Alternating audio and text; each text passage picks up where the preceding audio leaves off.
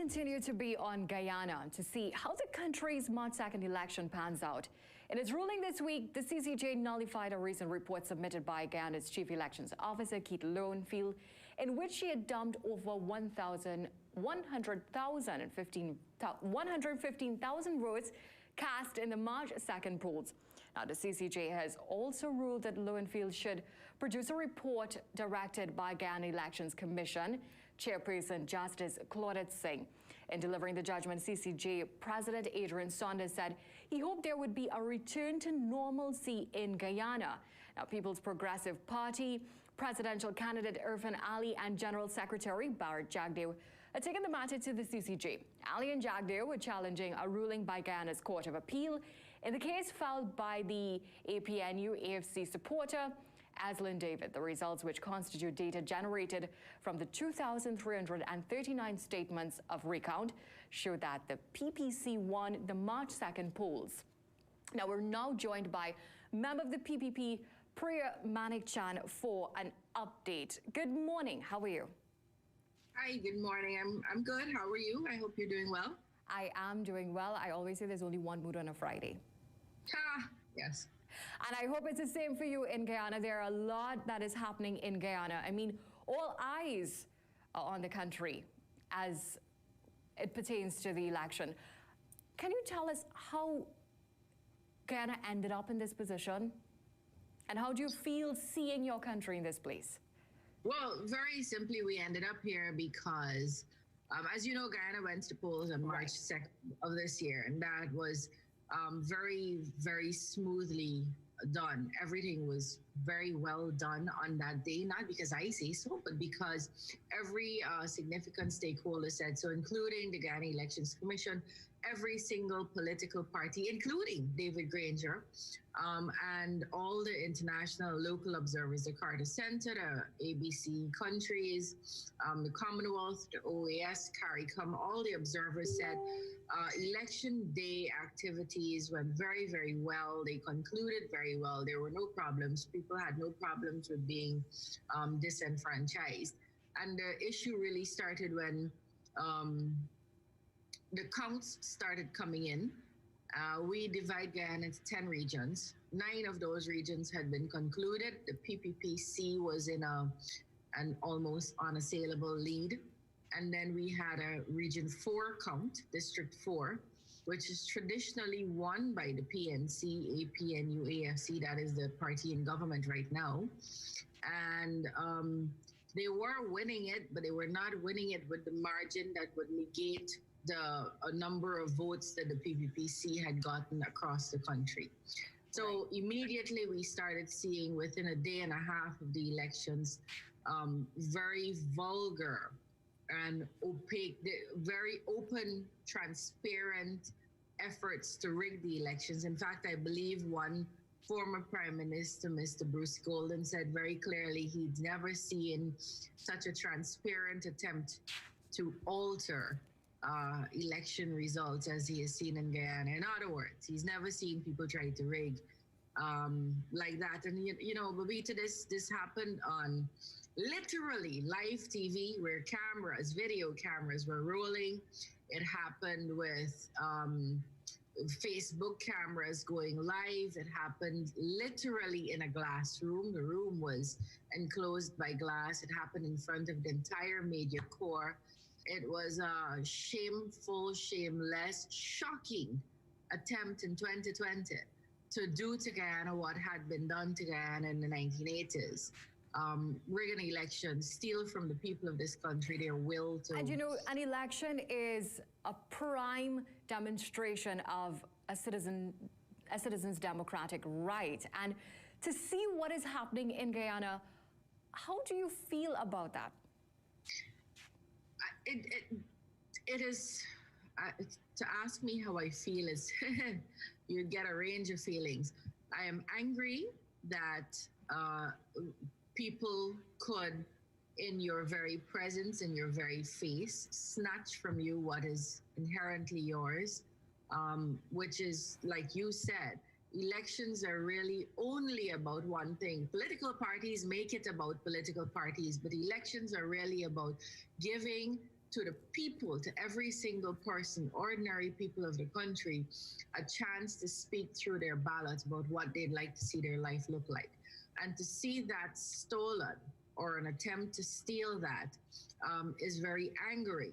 It's also very sobering because it reminds us that we have what we thought was a history in Guyana that was behind us, that was something we could discuss, maybe even semi-fondly with our grandchildren.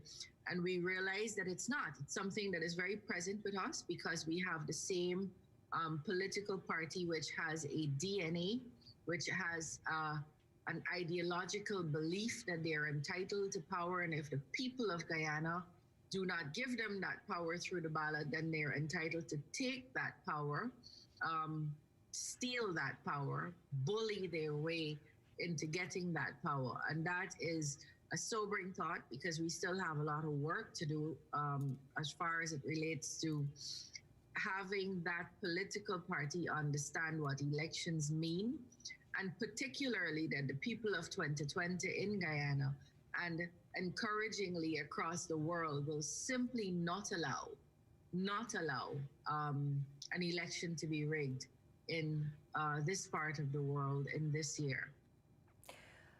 Now, I know at this stage it may be a little bit difficult to say because of all that is happening, but what are the next steps for you all? It's not difficult at all. What has happened is the Caribbean Court of Justice gave a judgment with such clarity that it would be difficult not to understand it. They said a few things. They said the elections in Guyana were run off very smoothly.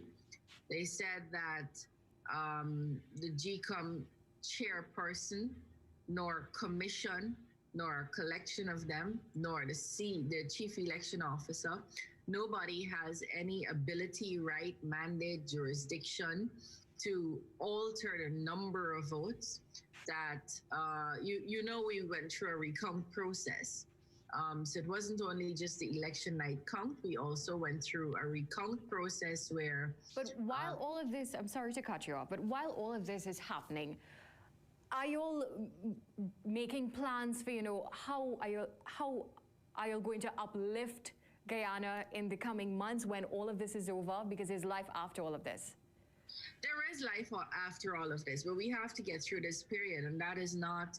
While it seems like a certainty, because that is the only thing that makes sense to people who live in a democratic world where you live, it is still a very big struggle here. So frankly, where we are right now is waiting for today, the chief election officer is to submit to GCOM today a report that shows an accurate count.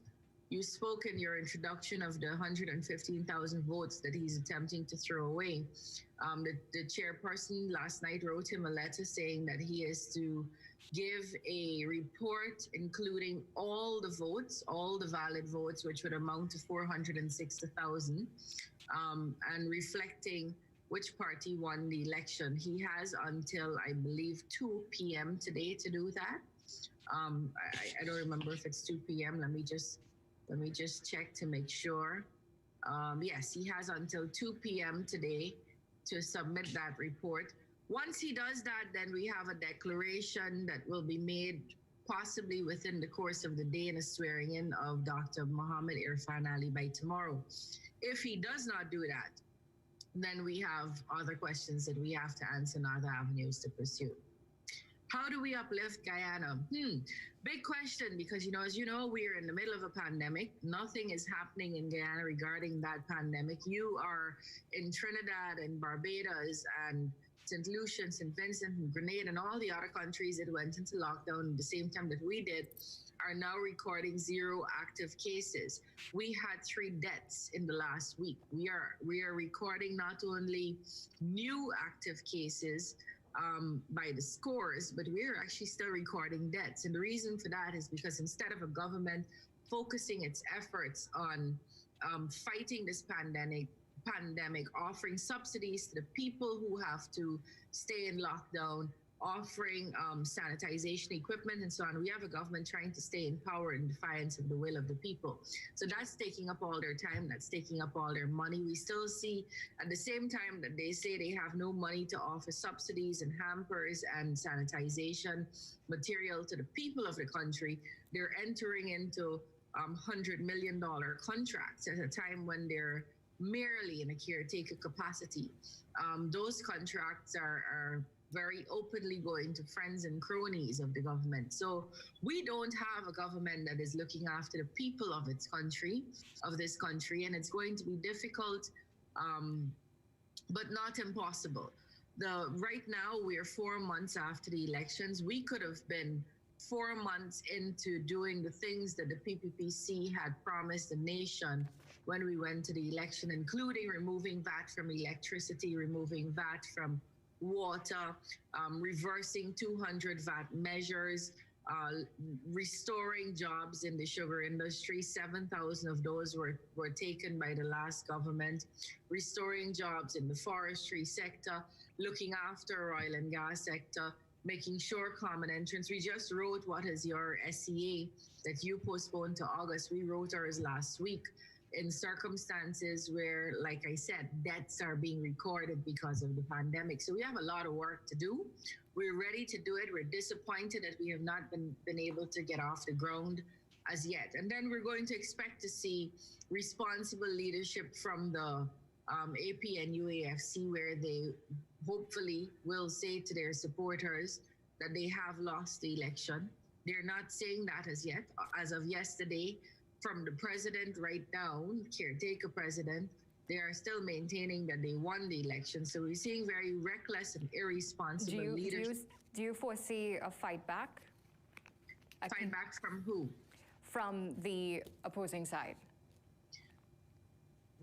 There is a claim by the APNU-AFC, that is the incumbent government, that they have won the elections. The entire world has said that based on the numbers in the recount, they have not won the elections. Will they want to stay in government? I think the whole purpose is to stay in government, despite what the people wanted or what their election numbers show. I don't believe you will see numbers in the streets the way we might have seen previously in Guyana. I am aware that there have been calls for people to come out and protest, and you see small numbers like 30 or 40. Look, in every election, there is a winner and there's a loser.